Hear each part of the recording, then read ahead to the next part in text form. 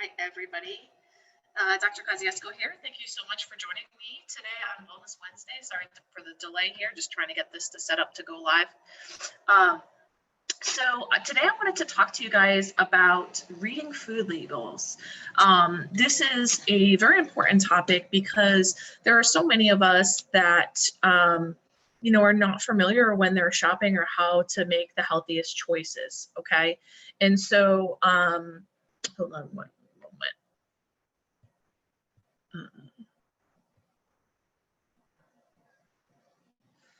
Okay. Sorry, I gotta pause this. Okay, sorry about that. All right, so let's talk about food labels because there is a lot of probably confusion around how to properly read a food label, what it means, how to get the healthiest food. And so I want to give you as much information as possible. If you guys saw my post about how right now there's some regulations that are trying to be relaxed about putting what is being put into food. And it may be, insignificant, but to some people it may be more significant. And so I just wanted to give you guys a couple tips around this so you can help yourself make the healthiest choices as possible.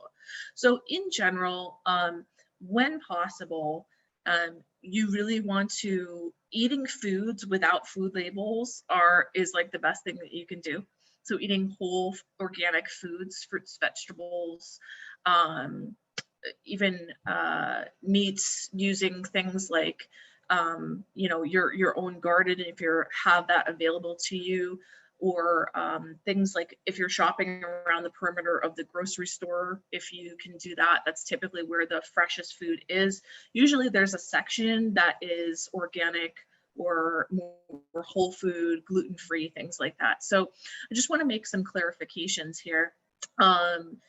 It's important to understand that a lot of the regulations and things on food labels of deemed okay or healthy to put in your body are not always the best recommendations. So for instance, aspartame is one of something that is deemed safe.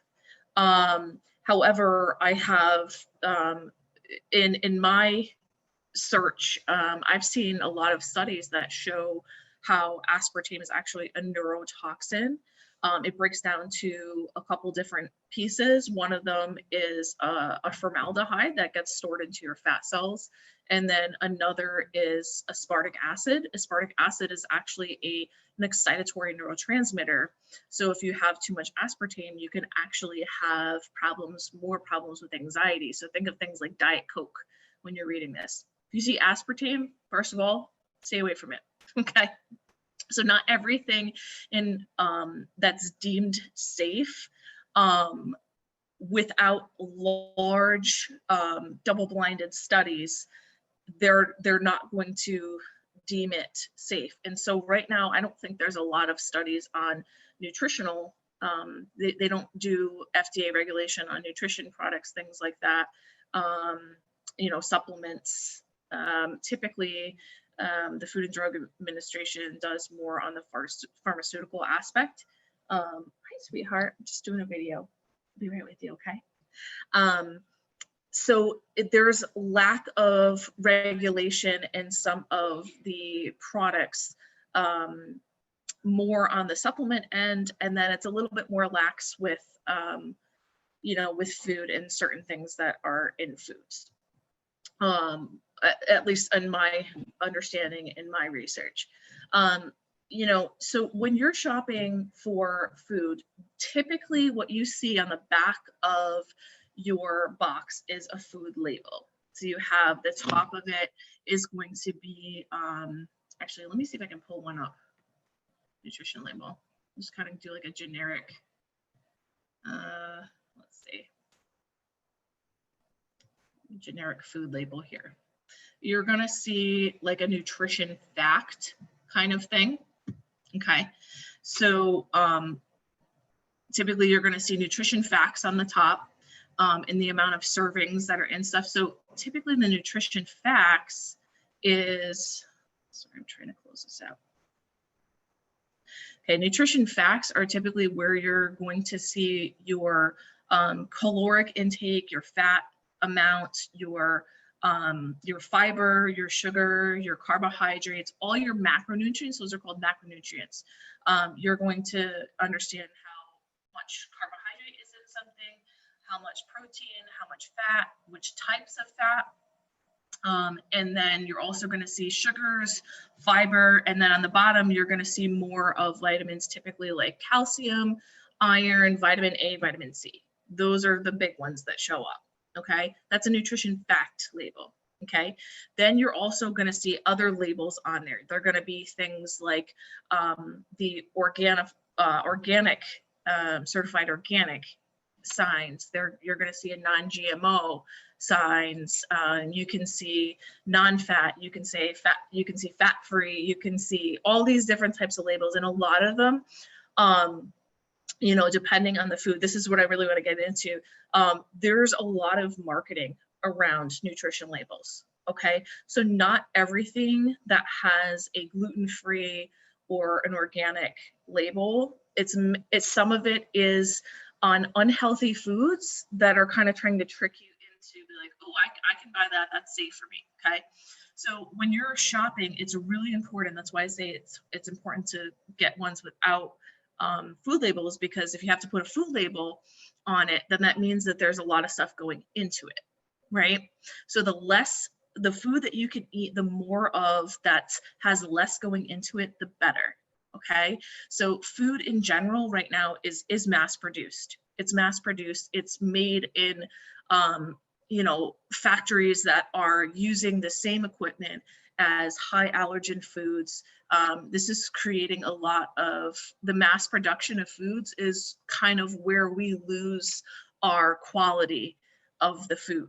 Okay, so it's important to understand that, you know, when you're buying specific foods. So if you were to look down at the nutrition facts, you're going to see how much calories. You have to really look into like the serving size of what it's showing you, and that'll tell you how many. The serving size is how much of it is. One serving size is what it shows you on the nutrition facts. So if there's 8 servings, then times what they're showing you by 8. Okay, that's really important. You look in the back of a soda bottle, something like that, you know, you're looking, you're like, oh, it's like 150 calories, it's 30 grams of sugar, blah, blah, blah, blah, blah. No, what it is 2.5 times that, because that is 2.5 times what the nutrition says, because there's 2.5 servings in it. Hi, I'll be up in a minute, okay? Okay, I'll be up. We'll do that in just a minute if you guys can be patient. Cool. Yay, cat. All with kids. Sorry for the interruptions. They're curious about what I'm teaching you guys. So sorry, just lost my train of thought. So you're really looking at the serving size. You want to make sure you're doing your math with the serving size. So if it says 2.5 servings, then really there's more like 80 grams of sugar in that soda bottle. Okay, there's also a high level of food dyes, corn syrup, high fructose corn syrup, which is, so I'm going to get into this really quick here. So just in general, you know, when you're looking at serving sizes, make sure you're considering that. Okay, things you want to avoid. Okay, high fructose corn syrup. Okay, high fructose corn syrup highly spikes your blood sugar. Food dyes, red dye number 40, you know, anything that says yellow, red, you know, whatever, or blue, you want to avoid those. Okay, I believe they put about 50 billion pounds of food dyes or something close to that. I can't remember the exact number. I'm sorry. They put a ton of food dyes in our food every year. And the reason that they do it is to make the food look better, look more appealing, or taste or texture.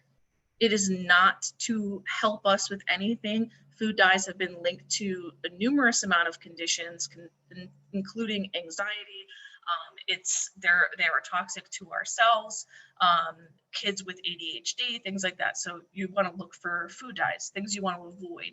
Okay, these are things you want to avoid. High fructose corn syrup, aspartame, food dyes. Okay, so anything that says red, yellow, blue, all those things. Okay.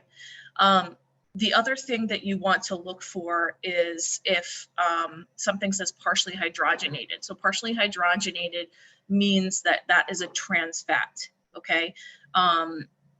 It is something that there's different types of fats. The best fats that you want to go to are poly and mono. If you see trans fat, put it back, okay? Those are things that are going to be like Little Debbie snacks, cakes, cookies, things that are made with a lot of vegetable oils, things like that. So fried foods, think fried foods, baked goods, okay? The shorter the ingredient list, the better. So if you can get a food with a shorter ingredient list, the better. And typically the first food on the ingredient list is what is the most predominant ingredient. So if you see a food that says ingredients, sugar, there's a lot of sugar in there, okay? If you see it and it says water, okay, that's great. This is predominantly, there's a lot of this. Organic, whatever, you know, organic pear, organic apple, water. And then as you get, the last ingredient is typically the least in there, okay? I'm just giving you kind of like a crash course here so you guys can help yourselves. Genetically modified foods, typically it basically means that it's anything non-organic or GMO, it says genetically modified, is your food is adulterated. And that's important because everything we put into our body affects us down to our DNA of every cell. Okay, so it's very important for you to understand that this is why people say food is medicine, because everything that you're putting into your body is literally having a cellular effect. So if you're going to consistently put in things, and it's not your fault that all this is in our food supply, it's because of the marketing and the mass production and things like this. This is because of the way the food is altered nowadays. So we have to be more educated, we have to make better decisions, we have to be more aware of what's going on. And so some of these labels that might try and trick you is like low fat, fat free, low carb, you know, even so low fat typically means high sugar. You're going to put more sugar in it. Low carb, there could be a lot more fake type of sugars in it, particularly aspartame or different types of chemicals, or higher types of fat. And, you know, it's important to know that, you know, when something, just to really look at the food that you're eating. So if you're going to go buy a bag of potato chips, or you're going to buy ice cream, or you're going to buy, you know, some of those snacks for, you know, for yourself, or you're trying to grab stuff on the run. Well, it says it's gluten-free organic. Well, do you know what else this has gluten-free? Reese's peanut butter cups. Reese's peanut butter cups say gluten-free on them. So just give you a perspective of how they utilize, oh, okay, this says gluten-free. Oh, these are gluten-free cookies. I can have these. Well, they're also made with other types of really unhealthy oils or different types of, you know, it doesn't mean that it's the healthiest choice. Now, if you have celiac, like I do, then no matter what, gluten-free is better. I'd rather to see you have a gluten-free cookie than a, you know, an apple covered with gluten granola, because what's going to happen is the risk to benefit ratio, your body is going to react way more to gluten and have a higher inflammatory response and things like that. So if you have celiac, that's very important to know. But if you are somebody who's trying to do your best, who's out there in the supermarket, these are the tips that you want to use. Stick to the perimeter of the grocery store, okay? buy as much of the products that say non-GMO and organic as possible. This means that your food is actually real seeds. They're not genetically modified seeds that are growing. Okay, they're not messed with before they even start growing. Okay, organic means that the level of pesticides, and this is important to know. If you can buy 100% organic, that's the best. So even products that say organic, the regulations around that is as long as it's 70% organic, it can be labeled organic. So there's 30% of it that can still hold like pesticides and chemicals and things like that. So it's important to give yourself the best chances of being healthy and having the healthiest cells. Okay, you want to have as much of like whole foods and fruits, vegetables, things like that in your shopping cart as possible. Okay, and so I know this is a little bit more challenging now that we are in more difficult times. People are not as they're not letting as many people in the grocery stores. You may have less time to go get groceries. You may be looking more towards convenience. And so it's easier just to like buy, non-perishables and things like that. But listen, your time and money are well spent on healthy food. It is so, so important. It is so important. It's so valuable. And that is your healthcare. Like my husband and I spend a predominance of our money on organic groceries. My car is like an old beat up Buick without a car payment because I choose to spend my money on really good healthy foods. I choose to spend my time on gardening and taking care of chickens we have in our yard for organic eggs. Now, not everybody has those options, okay? And that's not to shame anybody who doesn't have those options. I'm just saying that everybody has a choice. We all have choices. We all have choices, and my choices and my values are wrapped around, I value health very much because I know health is going to lead me down to all the places in life that I want to go. If I don't have my health, I'm not going to have a life. So that is important. If you are thinking about trying to backdoor ways to get around health and then take a medication, that is what is so frustrating with society today, is because that is so normalized. It's normalized that we have all these conveniences around us. We have fast food, we have convenience stores, we have all these non-perishables. So it's easy. It's like lifestyles and mass production of foods make it easy to ignore how important healthy food is. Okay. And so it's easy to put that on the sideline when you're saying, hey, I'm gonna, I've got to get to work. I've got to do this and that. Sometimes with shopping and making good choices, it's not necessarily if I have time, I'm going to do that. You have to make the decision that your body is worth it. You have to make the decision that your health is worth more than what you're going to spend on a new car payment or a brand new home or a new set for your living room or anything like that. Those are all wonderful things. And it's wonderful to have luxuries and things to enjoy as well and be able to go on vacations and stuff. But how are you going to enjoy them if, 20 years down the line, you're suffering horribly with, diabetic neuropathies and your heart's failing and you have all these things? It's hard. It's hard to see the reward in the distance, but there is a reward. So if you eat well, treat your body with respect, do your research and your homework, and make those good choices and keep food on a high value for you, you're gonna end up in a much better space. And it's hard and frustrating that we have to be in a time where we have to decide,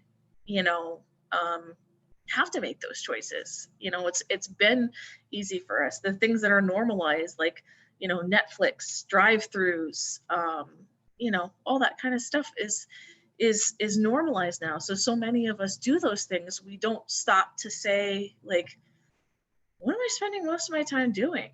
Do I cook? Have I ever learned to cook, or do I enjoy my food when I sit down, or am I just trying to like get it down so I can move on to the next thing? These are all things that we really want to investigate in our lives, and something that a lot of us take for granted. You know, I grew up a lot on, you know, frozen dinners and eating, um, you know, pre-made stuff, or I used to go out to eat a lot, you know, when I was younger. And it wasn't until I really got more education on it that it really made my eyes open, like, wow, oh, I really gotta change this. Like, I don't cook as much. I don't do a lot of that stuff. And so, you know, that makes a difference. Like, over time, that's a cumulative thing. Day in, day out, making these choices can lead to either health. They can either be like, think of health as like a piggy bank. Okay. Every day you're either putting money in the jar and adding to it, or you're taking from it. Right? So each of your choices, that's a great way to think about it as you're going through the grocery store, as you're trying to make your food choices, as you're trying to read your nutrition labels. Are you adding to the piggy bank, or are you taking away from it? Okay? Because, you know, chronic disease does not come in all at once. It seeps in over years and years and years and years and years. You know, and we have a high prevalence of that in this country. And this is one of the things that is disruptive to people who are within the pandemic, who it's affecting the most. Okay, so why I'm telling you this is that you have options. I want to empower you to educate yourself. Even if you are somebody who's out there who's listening and they're like, oh my God, I go to the drive-through, I do all these things or whatever. Listen, you're not. There's nothing wrong with you for doing any of that. That's a lot of people do this. So this video is not to shame you in your lifestyle. It's to give you an opportunity to learn for yourself on having a better lifestyle, and understand that our food is very adulterated and it's very highly marketed to make it look like it's healthy.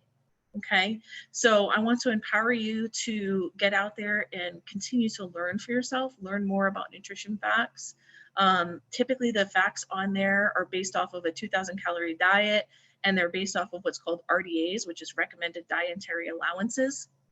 And that is basically our essential vitamins and minerals, and they're the percentages that are deemed to be the least amount your body needs before you have deficiency. Okay, so they're not optimal levels, but that's what's basically deemed to be the most appropriate to create no deficiencies in those specific vitamins and minerals. So again, I'm Dr. Missy Kosciusko.